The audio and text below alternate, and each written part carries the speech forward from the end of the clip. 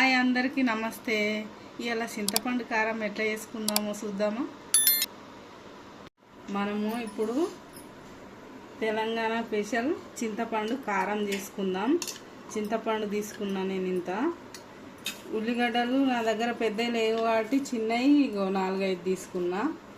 ధనియాలు కొంచెం తీసుకున్నా, నువ్వులు కొంచెం తీసుకున్నా. ఇప్పుడు చింతపండు కడిగి నానబెట్టుకుందాము. ధనియాలు వేయించుకుందాము, నువ్వులు వేయించుకుందాము. ఇప్పుడు ఒక ఎల్లిగడ్డ కూడా తీసుకుంటాను. ఇప్పుడు స్టవ్ ఆన్ చేసుకుందాం. వేడైంది గిన్నె. ఇప్పుడు ధనియాలు వేసుకుంటున్నా. కొంచెం పచ్చివాసన పోయేదాకా వేయించుకుందాం. వేగినవి తీసుకుంటాను. ఇప్పుడు నువ్వులు వేపుకుందాం.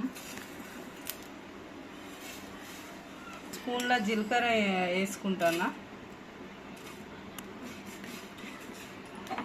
ఇది కూడా వేగింది. కొంచెం ఒక సుక్క నూనె వేసుకొని ఉల్లిగడ్డలు వేయించుకుందాం.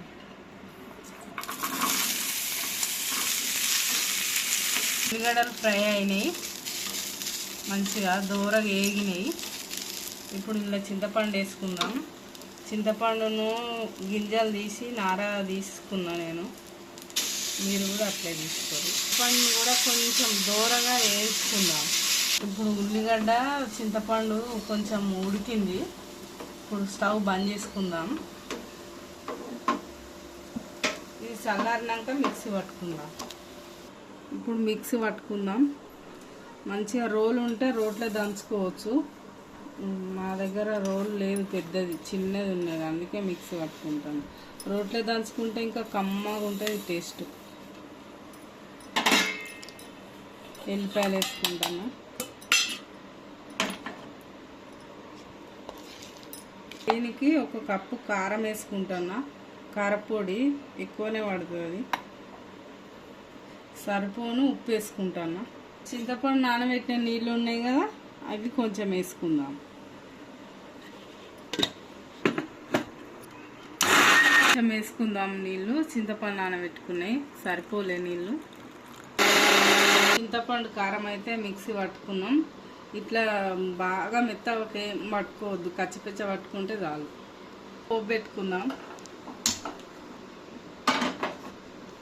నూనె పోసుకుందాం. కొంచెం జీలకర్ర వేసుకుందాం పోపుకు. కరివేపాకు,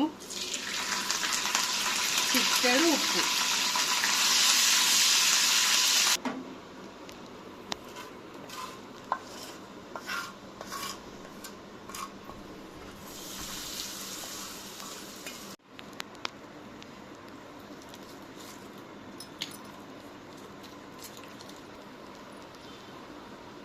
చింతపండు కారం తయారైంది.